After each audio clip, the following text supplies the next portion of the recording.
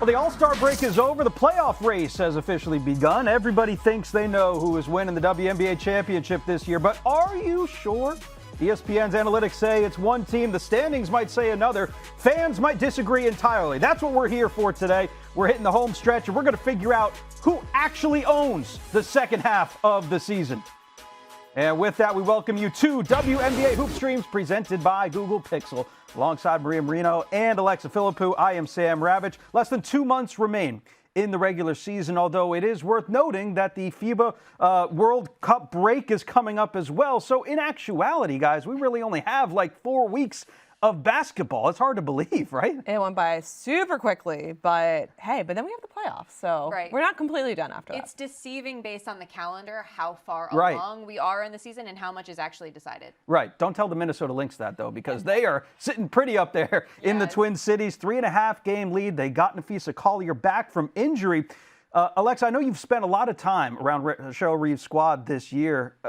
How have they been able to do it when seemingly nobody thought they would be in this position at the start of the year? I mean, this is just what Cheryl Reeve does. She always gets the most out of her squads and is that coach that you can never completely count out what she's able to do when she has a given group together.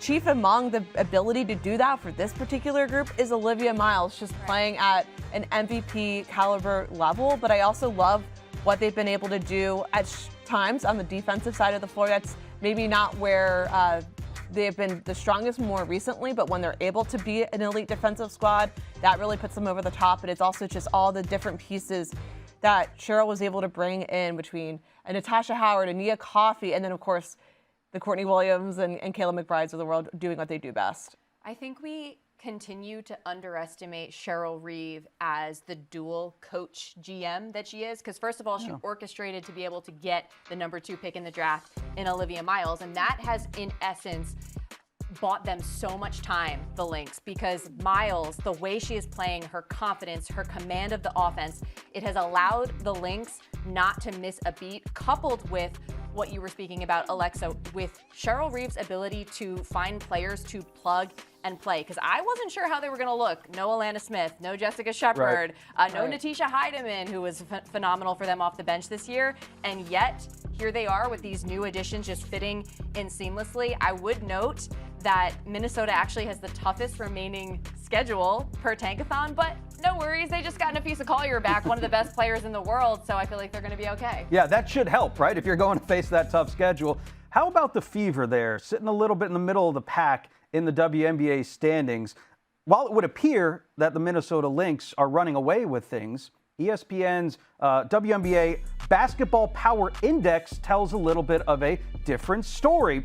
Now, what is BPI, you might ask? It's a predictive metric rating system. It's designed to measure really a team's strength as they currently sit and also project out forward a little bit. So it's a projective metric, and right now, the computers like the Indiana Fever. So, Maria, when you look at Indiana's metric profile versus where they sit currently in the WNBA standings, are we missing something that the computers are seeing, or is BPI giving them a little bit of a bump?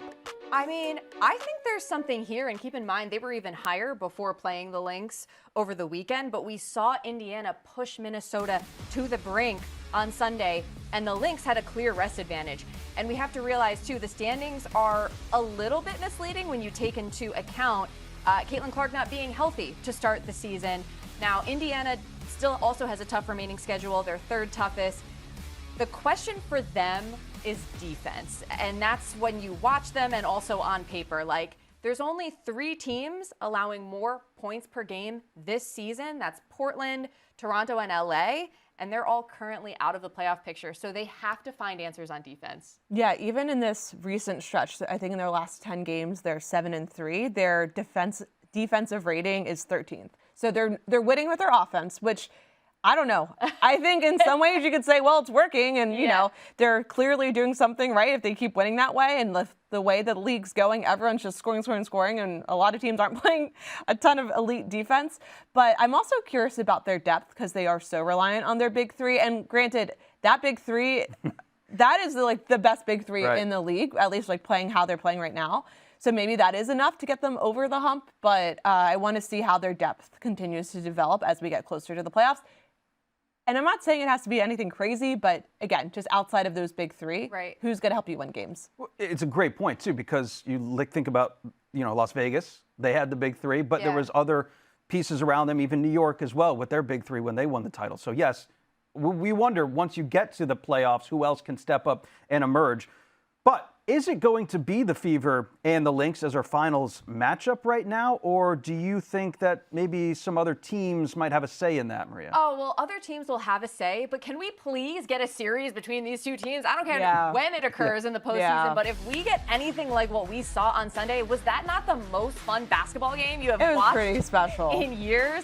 And, we saw that it became the second most watched regular season game in W history. What a fantastic showcase of this league. Oh, the pace was so good. The offense was so good. I don't care about the defense. Yeah, no defense. Defense is not about it. And by the way, when you said bench, Alexa, it actually made me think. I feel like the Fever might have found something with Michaela Timpson off the bench. It helped in that rebounding category, which they were getting killed on the boards in the first half. So that might come around to help them eventually if they play, when they play Minnesota again. But all right, let's talk about the other potentials here. So the Valkyries, their defense is scary. Best defensive rating. They rank first in points allowed. And I keep mentioning the strength of schedule, but they have the easiest remaining schedule per tank. Yeah, they got their work done early, right? Yes, and then obviously, look, you can never count out the aces. They got the best player in the world. I think New York's still kind of creeping around in there. I do think they've played far better since Sabrina got healthy, really since that Commissioner's Cup. They've looked way better. But when are Leonie Phoebish and Satu Sabali coming back? Because I don't know. I don't know what the timeline is for them. So I struggle with the New York thing. But those are a few of the teams floating around. I think what concerns me about New York is it's almost similar to last year when they were just in this mode of, we're going to be able to get healthy and have the pieces come together and it'll work out at the end, and it didn't. And they had a really tough first round matchup against the Mercury. Obviously, Brianna Stewart wasn't fully healthy during that series as well. But again, if the Liberty end up getting to be a 7 or 8 seed in the playoffs, then you're playing against maybe the Lynx or the Valkyries, or that's a really tough first round matchup. I just think that's a hard position to be in. Right. And you have an inexperienced first-time head coach in the league who would have to be, leading the team throughout that. You have players that you're reincorporating back in the mix. They haven't had a ton of reps with Leo or with Satu in that group under this new system. So I think right now, if I had to pick, I'm not feeling too great about them. But again, they have the talent to go on a run. Disappointing year, I think, compared to the expectations for New York. The injuries, again, ravaging this team for a second straight year. On the other end of the spectrum now, there are two teams that are currently, you could say, in line, at least to make the playoffs, that the computers or ESPN's BPI rankings are fading down the stretch right now. And those two teams are the Dallas Wings and the Washington Mystics, who coincidentally actually play each other later on tonight. Are we worried for either team in the second half, AP? I think for the Wings, they still need to have that defensive anchor, and it's really going to come down to, can Alana Smith become that for them? Because that's what they brought her to Dallas to do, and we know she's had some injuries throughout the early part of the season, still trying to work to find her confidence. And so I'm looking to see how she gets into a groove, or can she get into a groove? Because we know they can score points. That's not really an issue. They're going to be able to get that offense flowing. But if they want to become a true contender longer term, or be a dark horse contender, they're going to need to have some semblance of kind of that defensive anchor in the paint, and that's going to have to come from her and Alana Smith. Right. I feel like the expectations for the Mystics are in a different place. Even though Dallas, it's so crazy the turnaround they've been on, but our expectations have all of a sudden skyrocketed. With the talent that they have, with the pieces, with the vets, they have a recipe. They have a coach that seems like maybe coach of the year worthy. So my expectations for Dallas are high, but I just don't know if they're quite there yet, if they're quite ready yet. Mystics, I feel like, have been playing with house money. They're just fun. Yeah. They're just whatever we do this year is almost like a bonus, and that's not to discount. They have a lot of talent too. They have a really high ceiling, but the floor is a little uneasy. Regardless of the floor or the ceiling, right now everybody is looking up at the Minnesota Lynx, and like we have already discussed, Olivia Miles is the straw that stirs the drink. The number 2 pick out of TCU has certainly emerged as the clear favorite for the Rookie of the Year award winners. And she had this to say after their win over the Fever on Sunday. This is the first time we've seen you and Caitlin Clark go at each other, and I know it's not just about you, but what is this like for you as a competitor? It's so fun playing with great guards. You know, Kelsey Mitchell's really the one that's killing us right now. I'm just kind of in awe watching her. Like, this is low-key my welcome to the W moment, just trying to guard her. But it's so fun, you know. We have respect for each other, so it's fun. By the way, if guarding Kelsey Mitchell is a welcome to the WNBA moment, like everybody has had that across the league, not only this year, but years past. But Olivia talked about that game as kind of a little bit of a welcome to the WNBA. She scored 28 points in that game, so I don't know how much of a welcome it was maybe for everybody else. It was a 108-100 win over Indiana. She's long since separated herself from the Rookie of the Year debate, but Maria, has she entered the MVP discussion as well? Oh, yeah, she has entered it. She is firmly in the MVP combo. I mean, she should be taken seriously as a candidate here. You know, a real legit shot to sort of challenge Candace Parker as the last rookie to win MVP. And, you know, I think it's worth noting, obviously, best team in the league. She's leading said team in points and assists, but I think everybody's got to just forget about the numbers for 1 second and just use your eyes. Watch what she is doing. The way she set the tone against Indy, I just thought was so impressive.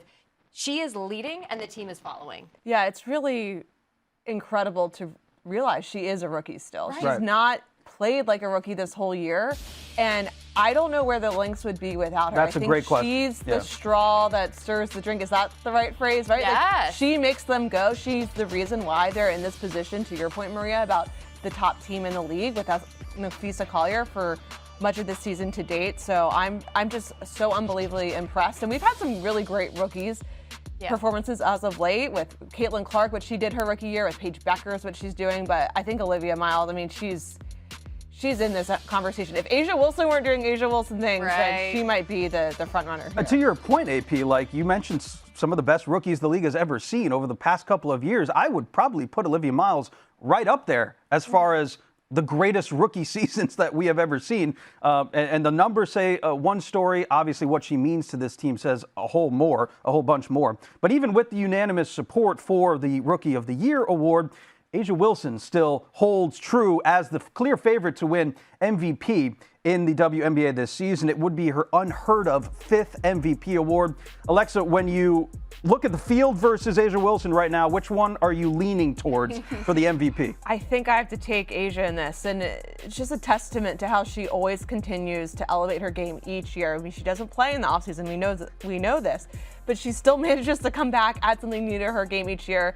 This year, I mean, you can't talk about her season without talking about her three-point shooting. Right. She's averaging 2.3 threes per game and shooting 44.6% on them. And that's incredible for a post player. And all around, she's still doing so much on both ends of the floor, but offensively, she's within reach of having the highest single season scoring average in league history, the record of which was what she set 2 years ago. So she's continuing to still be that dominant force offensively and being one of the greatest players on the defensive end as well. I mean, we could talk about whether or not she's, even going to be the defensive player of the year as well. So she just continues to impress. It's really her league. It's her award until proven otherwise. Right. From a prediction standpoint, I just think it is not wise to pick A'ja Wilson. But I do feel like we're getting closer to seeing that first true guard since Diana Taurasi, and I believe 2009, to win the award. It's been a while. We got a drought here that we got to break at some point.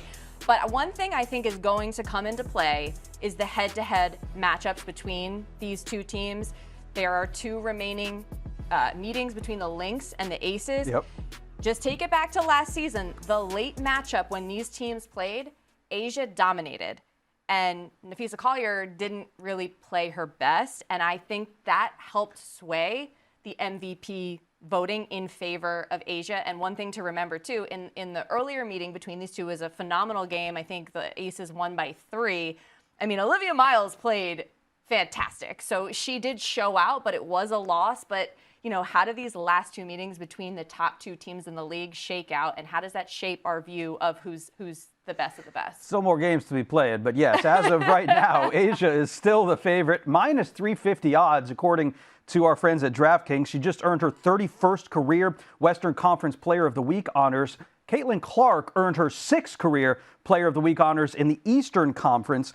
She had her 4th career triple-double on Friday in the win over Portland. The game before that, she just went out and dropped a 30-burger, 32 points, against an albeit a weaker Seattle Storm team this year. It is no coincidence, AP, that her emergence post-All-Star break has elevated her team in the standings. So is her recent surge enough to at least put her in the conversation for MVP? Yeah, I think you could say that. I think it's going to be interesting just because she's had a little bit of an up and down year. Some of that having to do with the back stuff that she's working through, that back soreness where she was missing some games or she was on minutes restrictions, coming back from missing some time. And so I'm not sure how that will factor in, because it felt like there was a stretch there where she wasn't necessarily playing great. But now it's like if she continues to play like this the rest of the season, how do you not have her in that conversation? It's also interesting to see how people are going to factor in the fact that she's playing alongside two of the other top 7, top 10 players with Aaliyah Boston and Kelsey Mitchell. Kelsey Mitchell's been unbelievable for them this year. Obviously, Aaliyah Boston has as well. But I have a note here. Kelsey Mitchell and Caitlin Clark are on pace to be the second pair of guard teammates to average 20 points per game in the same season, joining Diana Taurasi and Cappie Pondexter in 2008. Good company. That's pretty good company to have. It also just speaks to the productivity that they've had this season and that backcourt, that pairing being so potent offensively when they're both on. I'm going to take it back to last year again. Now, granted, this was a unique circumstance, but remember, Napheesa Collier was firmly the favorite to win MVP. And then Vegas goes on an unbelievable tear the final 16 games. And there you go. A'ja Wilson kind of moves into that, slips right into that MVP conversation. But if Indiana can do something similar over their last 14 games, if they can really run the table, I mean, that's going to put Caitlin Clark right at the top of this list here. And I'll say this too, because we were talking about Miles. Like, if Clark continues what we saw in July, her numbers are probably going to be gaudier than Miles. Like, she's top 5 in points, top 5 in assists. So that does, I think, factor in. But you brought it up, Alexa. I mean, let's not forget about Kelsey Mitchell. And here's what I think is so intriguing. So we know she has 14 straight games with 20-plus points. That is second most in a single season, only to A'ja Wilson, who did it in 2024 when she won MVP, right? And these two teams meet tomorrow, by the way. So again, this head-to-head battle is going to come into play. And can Kelsey actually match the record tomorrow against the Aces? I can't wait to watch that. I cannot wait. That's appointment TV. Yes. Who else are we missing here? There's a lot of great players in this league. Obviously, A'ja and Olivia right now, two of the premier ones. But who else do you think deserves to be in the MVP conversation? I think Paige Bueckers is a player that has inserted herself into that conversation. The Wings, especially when they were on that winning streak earlier in, I think it was July, she was a huge part of that. It's about her ability to score and facilitate. She and Caitlin are the only players that are averaging 20 points and 5 assists this season. And then when it comes to Paige, we talk about her efficiency, right? 56.2% from inside the arc she was shooting this year, 38.6% from the three-point area. And her late game play, she's leading the league in fourth quarter scoring. We know when the Wings need clutch play, it's going to come from Paige. I would also say, I don't think she's going to be the foremost player in this conversation because her team in general has disappointed. But Brianna Stewart has had an unbelievable year. There's actually a crazy stat where she is in the last 11 games for the Liberty, she's scored more points, 276 points. That's more points than she scored in any other 11-game stretch of her entire decorated career.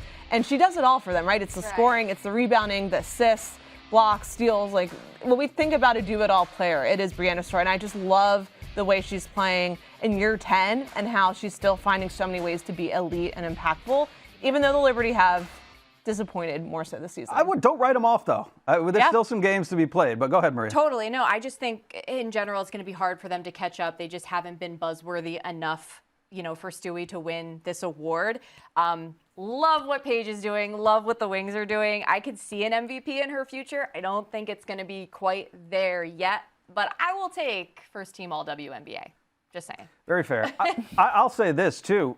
We mentioned Paige Beckers. I actually like a teammate of hers as an MVP dark horse, and that would be Jess Shepard because of what we have seen from her this season, an emergence that she didn't necessarily have in Minnesota, but man, she's having it in Dallas. So that leads us to our players of the week. Again, take a look at what they were able to do. 32 points for A'ja Wilson, Caitlin Clark near 26 as well, the Eastern and Western Conference players of the week. Obviously, that enhanced their MVP candidacies, but who else deserves to be in the MVP discussion? We've mentioned a couple of names. We are here at our trusty touchscreen. I made the long trip over. They're still right behind me. But guys, I'm going to need your help because here's how this is going to work. We got 5 spots. I'm going to start placing some players in these spots and stop me when you disagree. But we've already talked about one. And our producer, Brian, decided to put A'ja Wilson all the way over here. So I'm going to drag her to number 1. Clear there? Thumbs up? Yeah. All good. Deal. Okay. We're going on to number 2, and that's where I'm going to go with Olivia Miles for all the reasons we just discussed, correct? Thumbs up? I agree. Okay. All right. We're 2 for 2. This is where things get interesting because I might throw a couple wrenches at you here. How about this? How about that? I don't know. Okay. I think it's a fever player, but I think it's Caitlin. I love what Kelsey is doing from a scoring standpoint, but Caitlin is the one that has her fingerprints on so many aspects of the game. So I think I would give Caitlin a little bit of the edge over Kelsey. Yeah, I think her ability to facilitate, run the offense, that playmaking, it's actually maybe arguably her biggest strength, her biggest separator. This is wild, though. This is tough. But Kelsey Mitchell can also overstate how incredible she's been. Okay, very good. So we'll go with Caitlin Clark at number 3. Maybe Kelsey Mitchell comes in at number 5, or do we have a conversation for number 3? Do we have a discussion at 3? This is hard. I feel like, is this where you put Paige at 4? Paige or Kelsey? I'm going Paige or Kelsey. What do you think? This is what I struggle with in MVP conversations. Can you have 2 top 5 MVP candidates from the same team? Well, you're a voter. I mean, does it? I am an undecided voter. Okay. I changed my mind based off the hour. I guess does that come into play where you're like, you want to mix it up a little bit when you're your ballot? Yeah, I typically, historically, have not put 2 players from the same team in my top 5. So I would, right now, in this hour. Okay, in this hour. In this hour, I could change my mind in the next hour. I would put Paige 4. Okay. And Stewie 5. Okay. I'm not gonna fight you on that. I'm not gonna fight you on that. I like the variety. Okay, what about? What do you guys think? Yeah, no, I'm with you, and then I would go Kelsey 6. I think. Yeah, no, she would be so definitely right there. You put Kelsey 6. Okay. I think so. No love for Jess Shepard. I just mentioned Jess. That's the same thing though with Paige and Jess. Can you have them both? They're the same team. It's hard because Jess has more of that argument where she's putting her fingerprints on. Like, she's had a couple triple doubles this year. She's impacting a lot of different areas. So I would go Shepard next. I definitely think. Yeah. Really quick, before we leave. To this, guys. I mean, come on. I mean, hard. She has to get some more love for what Marina Mabrey has done on an expansion team. I couldn't agree more. I think she's been incredible. It's just in the standings, it's a little hard unless you're not firmly in the playoff. No, they're pretty far below 500. So all right. I guess it depends on how you factor in team success. But kudos to what the Tempo have done so far. All right, so we'll go with this. This will be our top 5 on WNBA Hoop Streams. As of right now. As of this hour, right? As of this hour. We're going to get killed regardless, so. I'll call Alexa later tonight at 6 o'clock, and we'll get the updated version. I will have a completely different top 5 now. For those who are watching in the YouTube comments, please let us know. Who did we omit? Do you agree with our top 5? Can't wait to hear it. Time now to take a look at our tunnel fits brought to you by Google Pixel. Look good, feel good, play good. That's Angel Reese right there. Barbie night in Atlanta.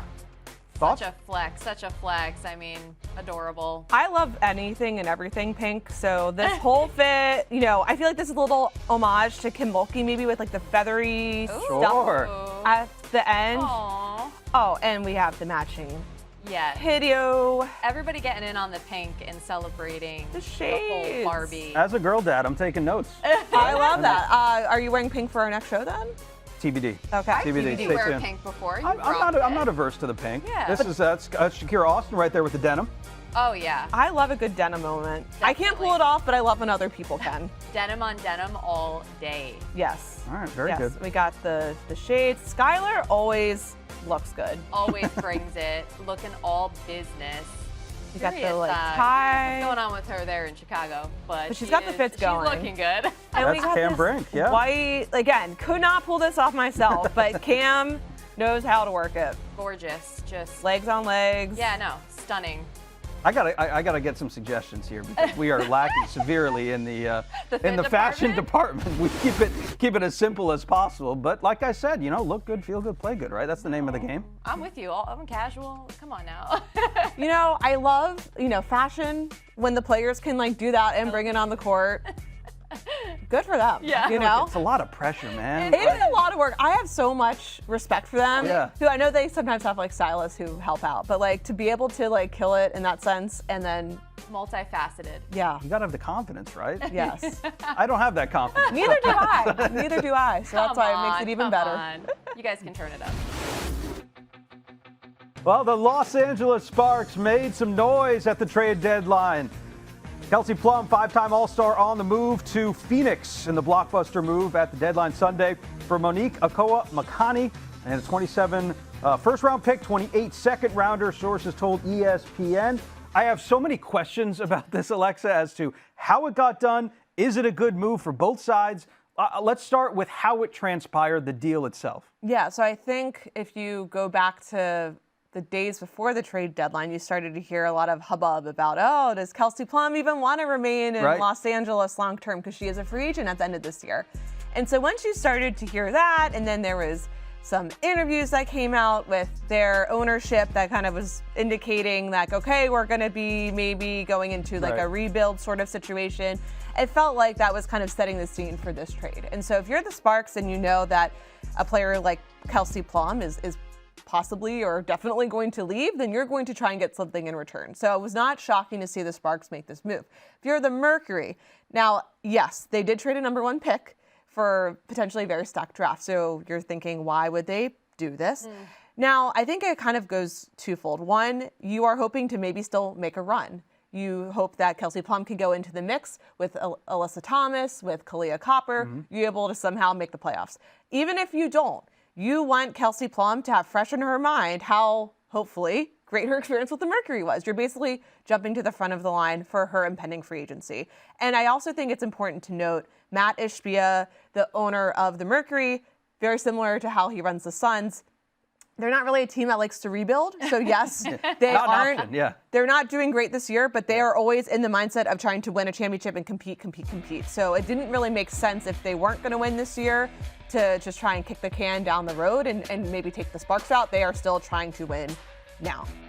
Right. I really don't mind the Mercury taking a swing here with Kelsey Plum. No doubt, yeah. What they can achieve this season, and again, getting that head start on free agency, courting Kelsey Plum to stay there long term, and then the following season. It's worth noting, when you looked at Kelsey Plum's debut the other night, albeit against Chicago, you see some of the numbers there. Not only 20 points, 6 of 10 from the floor, 3 of 5 from 3, 5 of 5 from the free throw line. Not to mention the game-winning 3, essentially, in just 21 minutes. Game high plus minus there at plus 12 is just a glimpse of what they could be. It feels like that pairing, especially with Alyssa Thomas, is going to allow Kelsey Plum to just kind of do whatever the hell she wants and score and take onus, take some pressure Assist off on assist on assist for AT. Kalia Copper. But to be fair, to be real here, there's only, I think, maybe 14 games left for Phoenix, and they got to win a lot down the stretch. I'm not going to say they got to go undefeated, but they gotta win a lot, a really high clip to have a chance to get into that playoff picture. I don't think it's impossible. And they do have 3 games left against Washington, who are currently ahead of them in the standings. So that could go a long way in terms of controlling their own destiny. If they take 2 out of 3, from Washington, I mean, then you're in a pretty good position. Really quick, AP, because there's always an inherent risk when you make a trade like this for a player who's going to become a free agent. They call them rentals. I don't really love the term rentals. We're talking about human beings here, after all. This could be more than a rental. But and that's my question. Were these discussions had from the front office in Phoenix ahead of time with Kelsey Plum's team? That, hey, we're not only looking this year, but we would like to at least talk about a long-term deal, long-term extension. Was that a part of the conversation in all of this or not really? My understanding is that I think there is an acknowledgement that they hope that, or the Mercury hope that she would consider signing there longer term after this season. But I don't think there was any assurances made. She still intends to go about free agency. I mean, I'm sure there's teams, from my understanding, that were maybe considering trading for her now, but thought it would just make better sense to wait until free agency to go after her so you don't have to give up players or other assets in return. So my understanding... We won't see a deal for Kelsey Plum before the end of the season. No. An extension in No, she's going to... My understanding is she's going about free agency. Right, okay. Just curious. This stuff fascinates me. It was a nice warm welcome, though, they had for her when she got off the plane. She's in close with Kalia Copper. Yeah. She's played with Alyssa Thomas before. They've all played together with USA basketball, so there's familiarity there. Real quick, too, though, I do think it's worth noting their ages. KP and Copper are soon to be 32 years old. AT's 34 years old. So the window is going to be tight. But at the same time, these are proven commodities, as opposed to the whatever picks you're going to get next year. No rebuilds though in Phoenix. They don't really do those. They don't really do those. No, win now. Take the big swings and win now. Look, as a fan, I appreciate that because you always are in it to win it, right? Speaking of, we have some new teams joining the WNBA that are certainly going to be trying to win it. Take a look at our quick hitters here. A couple minutes left. Just breaking yesterday, the WNBA's 16th team has a name. The Cleveland Sirens will be joining the WNBA in 2028. Thoughts on the new name here, Maria? And are you hearing the Sirens yet? I haven't personally heard them, that was bad. I had to do it. Sorry.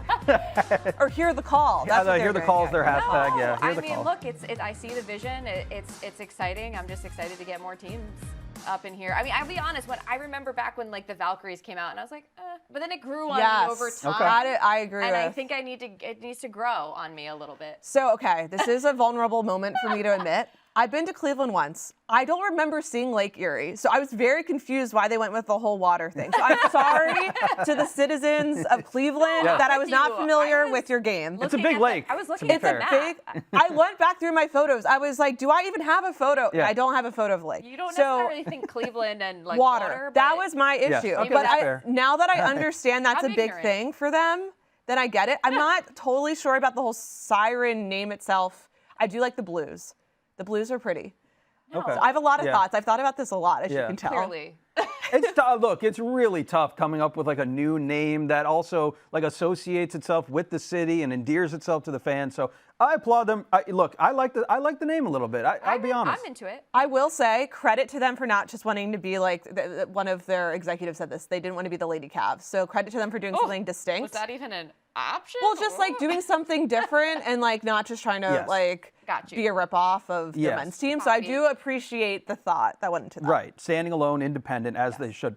The Dallas Wings are also on the move to a bigger stadium, which is going to be awesome. You're going from 7,000 fans to over 20,000 fans in the American Airlines Center for the 2027 season.